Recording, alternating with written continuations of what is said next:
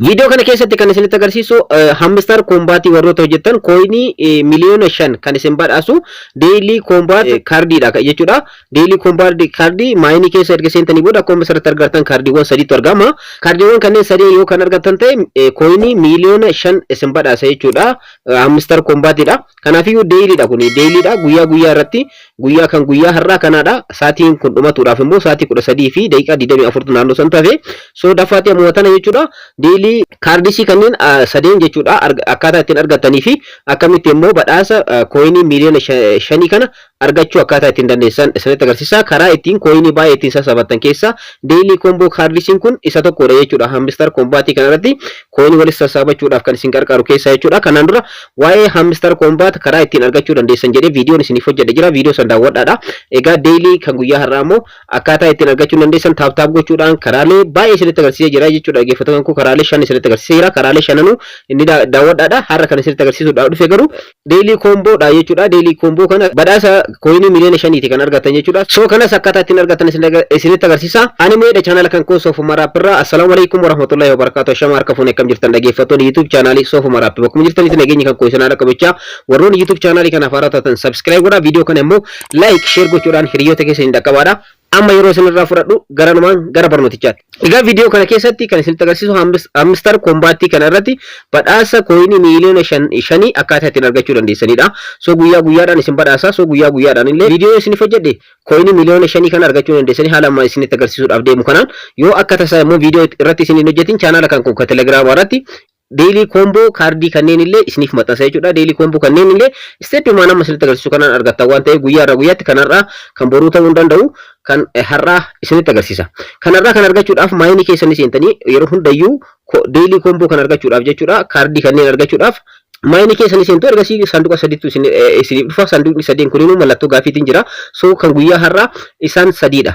Tokkoffaa marketis keessa yeroo jirtan jechuudha. Marketis ka jedhu keessa osoo jirtan marketis ka jettu jalatti foon tokens ka jettu kana irratti kilik gootan. Isa kana haala kanaan foon tokens ka jettu kana irratti kilik gootanii jechuudha. Ergasii kilik irratti erga gootanii dhaggeeffattoota kan coinii 12763 erga kafaltanii booda foon tokens kana yookaan kaardii kana argachuu dandeessanii. Foon tokens kana argachuudhaaf asirratti go ahead kana irratti kilik gootanii akkuma asirratti argatan daily combo tokkoffaa argannee jirra jechuudha. So akkuma asirratti argatan daily comboon tokkoffaan nuuf argamee jira jechuudha. Amma immoo kaardii lammaffaa yookaan daily combo sanduuqa lammaffaa kaardii lammaffaa immoo akkaataa ittiin argattan isinitti agarsiisa. Asoo maayinii keessa osoo jirtan marketis ka jedhu keessa illee osoo hin bahin daka kana dhuftan akkana keessa yeroo gad dhuftan gara dhumaa irratti argama jechuudha.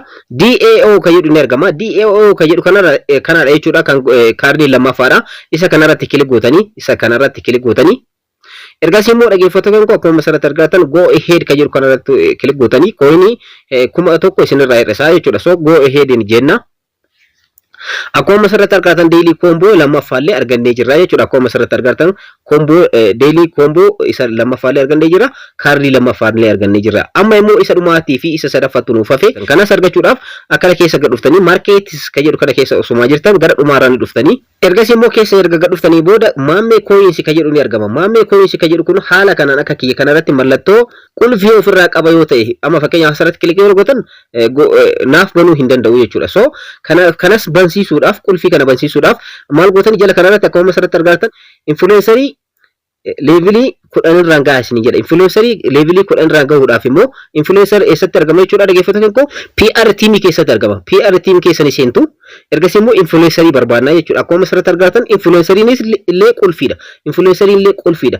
Amma maal nu barbaachisa jechuudha. Ammas influencerii banachuu qabna jechuudha. Influencerii banachuudhaaf immoo X levelii 5 geessisuu qabna. X'n immoo akkuma asirratti argatan gubbaa kanarratti akkasuma RP team kana keessatti X'n asirratti argamte. X kana levelii meeqa irratti irra jirti? 3 irra jirti. Amma gara 3tti guddifna. Fakkeenyaaf 3tti haa guddifnu asirratti kilik yeroo gootan ergasii immoo go ahead jettanii coinii 853 kafaltanii ergasii go ahead jettanii amma levelii 4 irra geessifnee jirra. Ammas asirratti kilik gootanii levelii 5ffaa seensisuudhaaf coinii 1089 ni kafallaa. Ergasii immoo go ahead jenna. Duraan dursitanii coinii keessa walitti sassaabachuu hin dagatinaa akkanatti guddisuudhaaf. Akkuma asirratti argatan X levelii 5 irra gahee jira jechuudha. Levelii 5 irra gahee jechuun influencerri nuuf banamaa jechuudha. Influencer immoo levelii 10 irra geessisuu qabna. Maal argachuudhaaf jechuudha? Maammee coinii argachuudhaaf. Kanaafiyyuu influenceriin akkuma asirratti argatan levelii duwwaa irratti argama. Amma levelii 10 irra geessisuudhaaf asirratti kilik gootanii ergasii immoo coinii isin ajaju kana 2500 kana ni kaffaltanii go ahead jettan. Ammas irra deddeebiidhaan wanta kana ni raawwattanii jechuudha. Ammas influencer irratti kilik gootanii ammas go ahead jettanii coinii asirratti isiniif ajaji kana ni kaffaltanii ammas asirratti kilik gootanii haga levelin kun levelii 10 isiniif gahutti jechuudha. Maammee coins akka isiniif maluuf amma fakkeenyaaf levelii 3ffaa irra jirra. So akkanumatti ni binnaa jechuudha. Amma step dhaan bituudhaan itti fufa.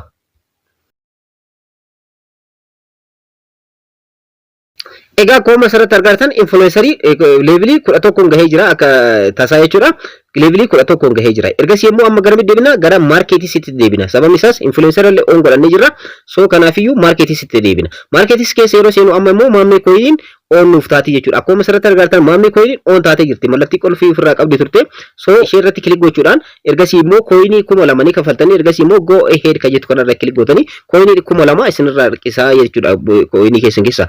Akkuma asirratti argartan take the price ka jedhu kanarratti kilik gochuudhaan coinii miliyoona 5 argachuu dandeessan. Take the price ka jettu kanarratti kilik goona ergasii immoo coinii miliyoona 5 salphamatti argachuu dandeessan. Egaa haala kanaan daily combo June lama jechuudha. Haala kanaan argachuu dandeessanii kan June 3 immoo kan boruu jechuudha. Amma akkuma asirratti argatan miliyoona 5 argadhee jira. Right naaf godhee jira. Akkuma asirratti argatan argadhee jira jechuudha. So kanaafiyyuu fan tokens DAO fi maammee coins kaardii daily kaardii combo guyyaa har'aati jechuudha. Kan guyyaa boruu immoo viidiyoo gabaabduu isiniif hojjechuu danda'a. Yoo viidiyoo isiniif hojjechuu dhabe immoo chaanala kan koo kan Telegram irratti isiniif maxxansa.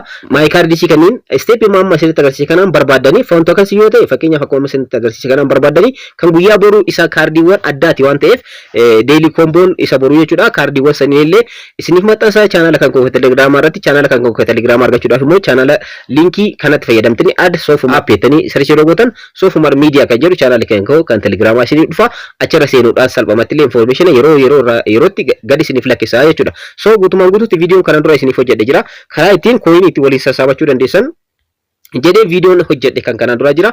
Viidiyoo sanillee daawwadhaadha. Sababni isaas karaalee ittiin dabalataan ittiin hojjettanidha. Kanarra isinitti agarsiise coin miliyoona 5 kan isin argamsiisu daily combo dha jechuudha. Kanarra isinitti agarsiise. So asin immoo taap gochuudhaan karaalee adda addaatiin invite gochuudhaan friends kan jedhu kana keessa seentanii fakkeenyaaf amma kan koo friends keessa yeroo seenu hiriyoota kan koo akkuma asirratti argatan namoonni asirratti argatan kunniin hundi isaanii warroota aniif invite godhee fi seenanii daawwatanii jechuudha. So haala kanaan namootaaf invite gochuudhaan isiniif immoo coinii 25 isiniif laataa jechuudha. So guutuu viidiyoo kanaallee kanaan dura isiniif hojjedhe jira waan ta'eef isiniif maxxansa linkii isaa description jala isiniif kaa'e achirra seenaa daawwadhaadha. Kan guyyaa boruu immoo hanga daily combo guyyaa boruu immoo qabadhee kan isiniif dhufu ta'a hanga sitti nagaa hannaa tura isinii jechuu barbaada.